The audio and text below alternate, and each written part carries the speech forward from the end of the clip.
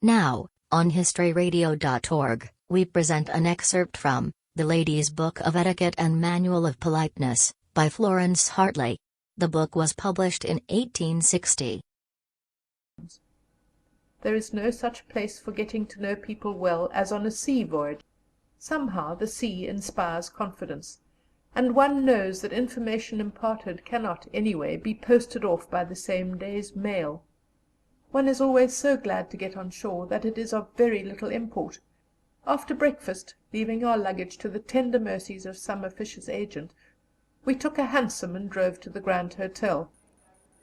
Lady Sarah Wilson.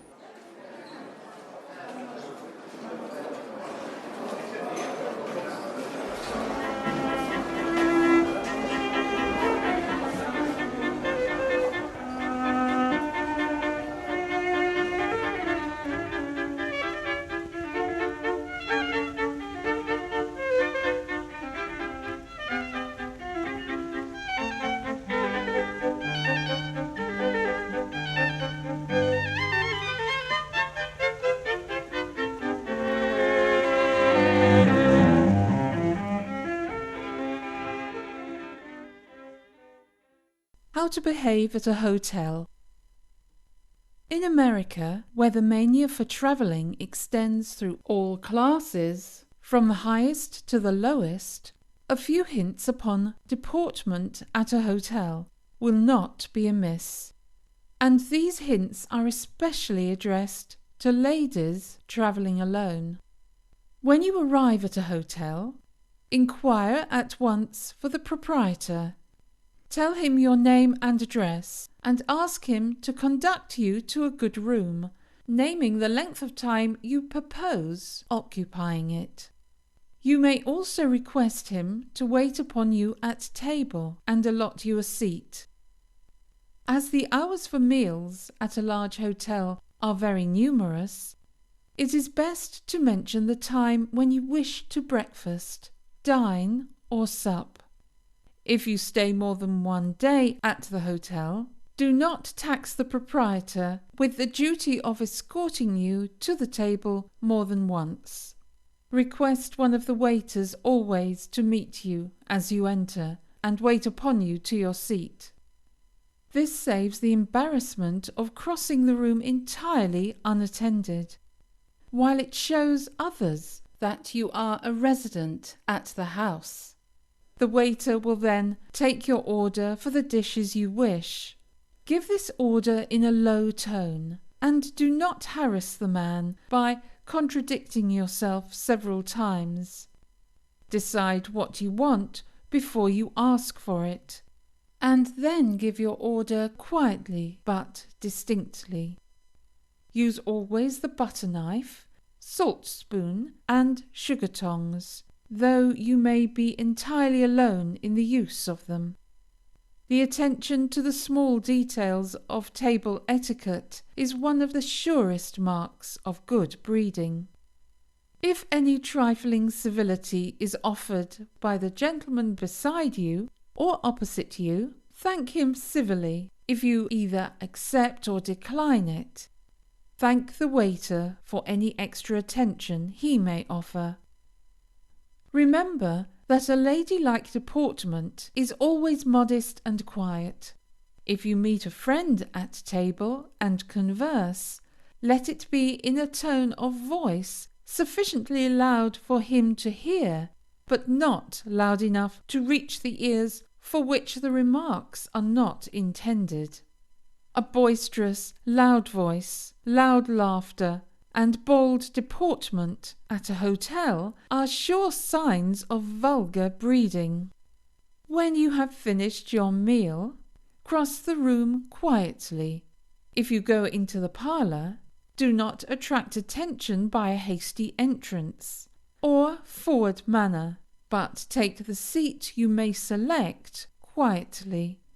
The acquaintances made in a hotel may be dropped afterwards, if desirable, without rudeness, and a pleasant greeting to other ladies whom you may recognize from meeting them in the entries or at table is courteous and well bred.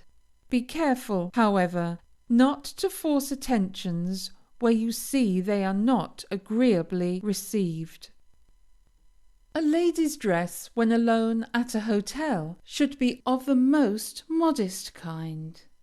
At breakfast, let her wear a close morning dress, and never, even at supper, appear alone at the table with bare arms or neck. If she comes in late from the opera or a party in full dress, she should not come into the supper room unless her escort accompanies her. A travelling or walking dress can be worn with perfect propriety at any meal at a hotel, as it is usually travellers who are the guests at the table. After breakfast, pass an hour or two in the parlour unless you are going out, whilst the chambermaid puts your room in order. You should, before leaving the room, lock your trunk and be careful not to leave money or trinkets lying about. When you go out, lock your door and give the key to the servant to hand to the clerk of the office, who will give it to you when you return. You may do this even if you leave the room in disorder, as the chambermaids all carry duplicate keys, and can easily enter your room in your absence to arrange it. The door should not be left open, as dishonest persons passing along the entry could enter without fear of being questioned. If you see that another lady, though she may be an entire stranger, is losing her collar or needs attention called to any disorder in her dress, speak to her in a low tone and offer to assist her in remedying the difficulty. Be careful always in opening a door or raising a window in a public parlour, that you are not incommoding anyone else.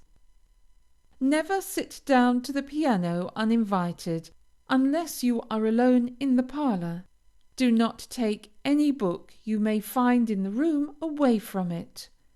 It is best always to carry writing materials with you, but if this is not convenient, you can always obtain them at the office.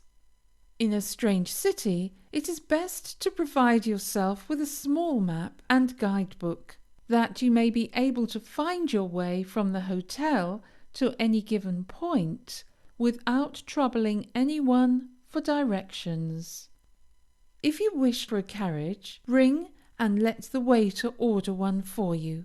When leaving a hotel, if you have been there for several days, give the waiter at table and the chambermaid a fee, as your unprotected situation would probably call for many services out of their regular routine of duties.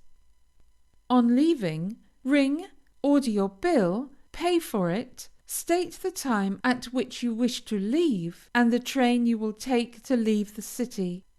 Request a man to be sent to carry your baggage to the hack, and if you require your next meal at an unusual hour to be ready for your journey, order it then.